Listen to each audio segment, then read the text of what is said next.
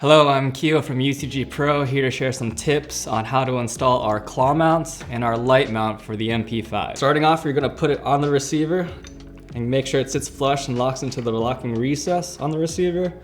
We got 4 screws and 4 locking nuts. The 4 nuts are directional, and you'll notice that there's a small line on the locking nut that will match up with the lines that are on the mount. Basically, you're going to connect them so that they're pointing up and facing each other.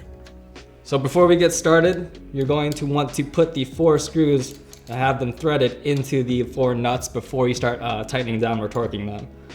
Before you start to torque on all 4 screws, you want to make sure that they're all hand tightened first, or at least started into the locking nuts. One tip when you do this is, in order to get them to line up, you may need to wiggle the locking nut a little bit as you're starting to thread, and once you see the screw catch, that's all you need.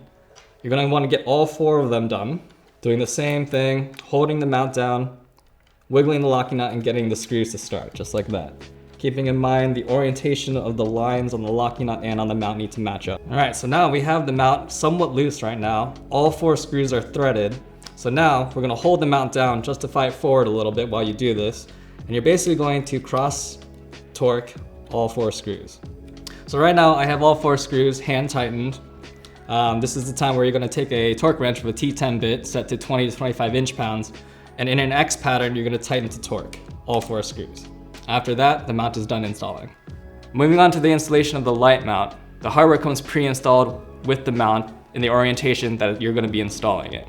At the front, you have 2 T10 screws that you're going to want to undo first, but bear in mind there are 2 washers underneath that are very easily to lose, so be careful when you're uninstalling it. Flipping over the mount, it's a good idea to keep those washers intact. You're gonna then bring the actual bracket over the receiver and have the charging handle back. It makes it easier. You're gonna push it all the way against the front sight, keeping the assembly of the locking bracket in place. You're gonna carefully line everything up, hold the parts together, and then get both screws started. Once you have them started, the hard part's over because everything's captured. So you're gonna keep on pushing the mount forward against the back of the front sight, and then hand tighten evenly both screws. Once you get both screws hand tightened, you're going to take a torque wrench with a T10 bit and torque both screws to around 15 inch-pounds. Once you have that done, you'll notice there's actually a set screw in the middle of the bracket as well. Taking the hex wrench that comes with the mount, all you need to do is you're going to tighten it until you feel some resistance. And then once it's hand tight, you can stop there. Give or take about 10 inch-pounds. You can Loctite the screw, that's optional. But once you have that screw tightened,